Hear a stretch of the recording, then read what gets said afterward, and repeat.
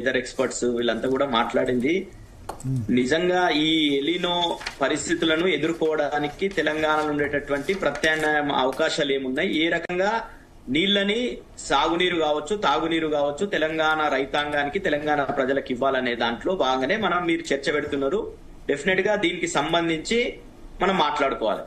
ఇక్కడ రాజకీయాలు మాట్లాడాలి, మొత్తం కూడా మేము బురద చల్లుతాం. ఇంకా ఈ 3 సంవత్సరాల కాలం అయితే ఇంకా 3-4 నెలలు అయితే ఈ 3 సంవత్సరాల కాలంలో ఇంకా బీఆర్ఎస్ పార్టీ మీద బురద చల్లడం ఒక్కటే లక్ష్యంగా, బీఆర్ఎస్ పార్టీని నిందించడం ఒకటే లక్ష్యంగా రేవంత్ రెడ్డి గారు వాళ్ళ బ్యాచ్ ఈ రోజు చరణ్ కౌశిక్ గారు కూడా అదే కోవలకు వస్తాడు. ఎందుకంటే ఆయనకు పదవి ఇచ్చింది కాబట్టి తప్పకుండా అదే విధంగా మాట్లాడాలి.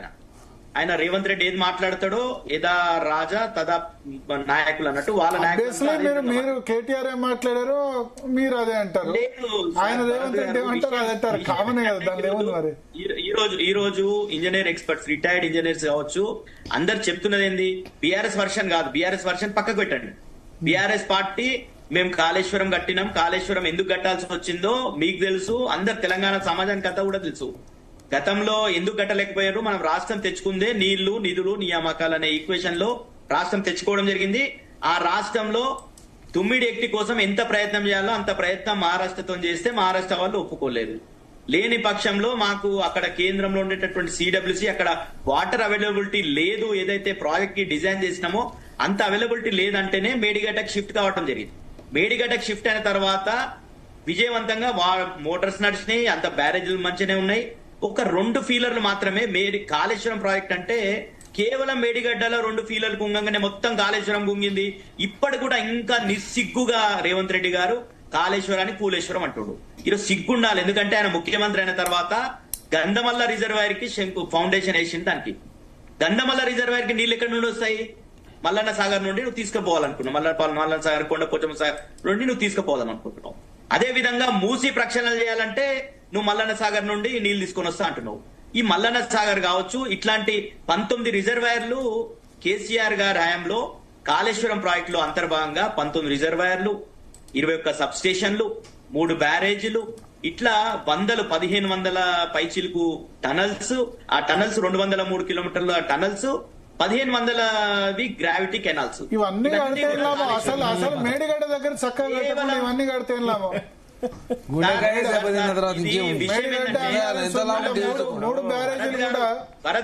బ్యారేజీలు కూడా అదే సిచ్యువేషన్ కట్టి ఇవన్నీ కడితే లాభం.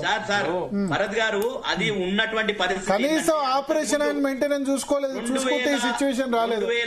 మెయింటెనెన్స్ కరెక్టే చేయలేదు. మీరు ప్రాజెక్టులు అన్ని 1000 కోట్లతో కట్టి ఆ ప్రాబ్లం వచ్చినప్పుడు రమణారెడ్డి లెటర్ రాసినప్పుడు రెస్పాండ్ అవుతే ఈ సిచ్యువేషన్ రాదు.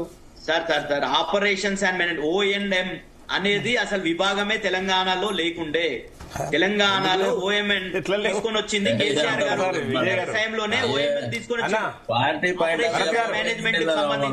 ఒక విషయం ఏంటంటే ఇప్పుడు శుభప్రద గారు ఏం చెప్తున్నారంటే నిన్న మొన్న జరిగిన ఈ చర్చ అంటే 10 రోజుల జీ తెలుగు న్యూస్ లో జరిగిన చర్చ మొత్తం అదంతా ఉట్టిదే గంగల పోసిన బూడిద తీసుకుపోయినట్టు. ఒక్క నిమిషం మీరు ఎంత దారుణంగా చెప్తున్నారంటే మీరు అబద్దాలని ఇంత మళ్ళా కొత్తగా చెప్తా ఉన్నాడు. చరిత్ర మొత్తం అబద్దాలతో కూడిన చరిత్ర ఇంకా చెప్పకండి. చెప్పి 10 సంవత్సరాల నుంచి తెలంగాణ ప్రజలను మోసం చేశారు. నేనేమంటున్నా భరత్ గారు, తుమ్మిడియాటి దగ్గర ఈ రకమైన ఇప్పుడు మేము ప్రయత్నం చేసినాం. మొన్న వెదిరే శ్రీరామ్ గారిని మీరు లైన్ లోకి తీసుకున్నారు. వెదిరే శ్రీరామ్ గారు చర్చలో పాల్గొన్నారు. 148 ఫీట్ల కాడికి ఒప్పుకున్నారు ఆల్రెడీ మహారాష్ట్ర ప్రభుత్వము. మేము కూడా ఆ చర్చలలో పాల్గొన్నాము అని చెప్పిండు. ఈయననేమో నేను ప్రయత్నం చేసినా వాళ్ళు పర్మిషన్ ఇవ్వలేదని చెప్తున్నాడు. అంతకంటే ముందు విశ్రాంత ఇంజనీరు శ్యాంప్రసాద్ రెడ్డి గారు ఏం చెప్పారండి, 152 అడుగులకు మీరు డిజైన్ చేసుకోండి, 145 అడుగులకు కట్టండి, ఫ్యూచర్ లో ఏదైనా అవకాశం వస్తే కట్టుకుందాము అని చెప్పిండు. మీరు అవన్నీ వదిలిపెట్టి మళ్ళీ అబద్ధాలను మళ్ళీ ముందలు తీసుకొని వచ్చి మళ్ళీ ఏం చెప్పాలనుకుంటున్నారు మీరు? ఇంకొకటి, మీరు డిజాస్టర్ కాదనుకుంటే ఇప్పుడు డిజైన్ల డిఫెక్ట్స్ ఉన్నాయని చెప్పి కాదండి, డిజైన్ల డిఫెక్ట్ ఉందని చెప్పి NDSA ఇస్తా ఇంకా డిజైన్ డిఫెక్ట్ అంటే ఏందన్నట్టు? డిజాస్టర్ కాదా ఇది? డిజైన్ల డిఫెక్ట్ అంటే మీరు చెప్పండి. కూర్చొని స్టూడియోలు ఉండి ఇక్కడ ఉన్నప్పుడు వాళ్ళకి అందరికి అవకాశం మాట్లాడండి. ఈ వర్షన్ వచ్చినప్పుడు మీరు మాట్లాడండి దయచేసి. మీరు ఈ రోజు రాజకీయం మాట్లాడారు అనుకున్నా, మళ్ళీ అదే బురద మీరు పక్కకు చరణ్ గారు రాగానే మళ్ళీ ఆ బురదని మళ్ళీ బీఆర్ఎస్ మీద వేసే ప్రయత్నం చేయకండి దయచేసి. ఉన్న పరిస్థితులలో ఈ రోజు ఏ రకంగా మనం వాడుకోవాలి నీళ్ళని, ఈ వర్షాభావ పరిస్థితిని ఏ రకంగా మనము రైతాంగానికి నీళ్ళు ఎట్లా ఇవ్వాలి, తెలంగాణకు నీళ్ళు ఎట్లా తీసుకోవాలని, అది కన్నెపల్లి పంప్ హౌజులు పంపులు స్టార్ట్ చేస్తే నీళ్లు వాడుకునే అవకాశం ఉంది.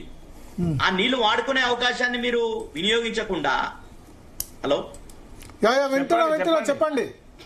ఆ కన్నెపల్లి పంప్ హౌజుల నుండి పంపు చేసుకొని వాడాల్సినటువంటి అవసరం ఉంటే రిటైర్డ్ ఇంజనీర్స్ వాళ్ళంతా కూడా లేఖ రాసి ప్రభుత్వానికి మీరు వెంకటరమణ రిటైర్డ్ ఇంజనీర్ కూడా ఉన్నారా కూడా రాజకీయాలు చేస్తూ వాళ్ళని జైల్లో పెట్టలే అంటాడు రేవంత్ రెడ్డి గారు.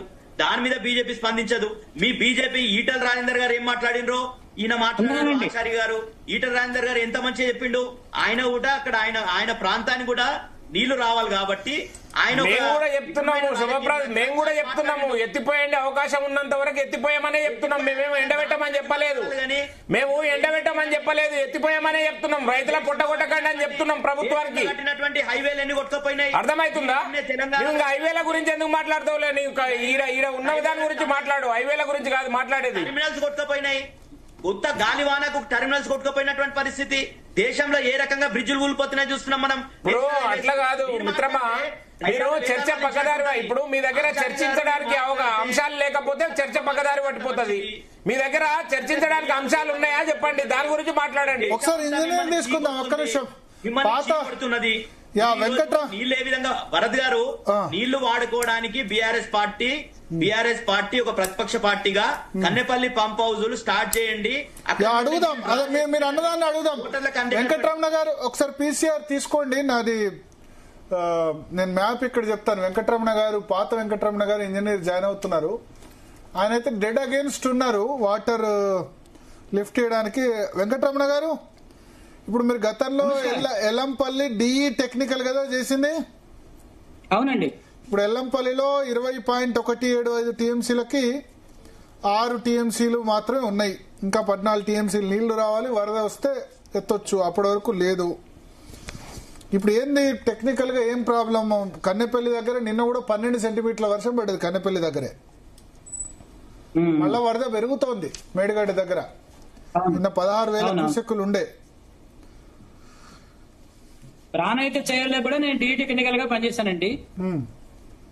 ప్రాణహిత చేయవల్ల టెండర్ నోటీస్ ఇచ్చినప్పుడు I was DE technical in Yellampalli circle మంచిర్యాలలో. 2005 లో దీన్ని టెండర్ నోటీస్ ఇచ్చాము.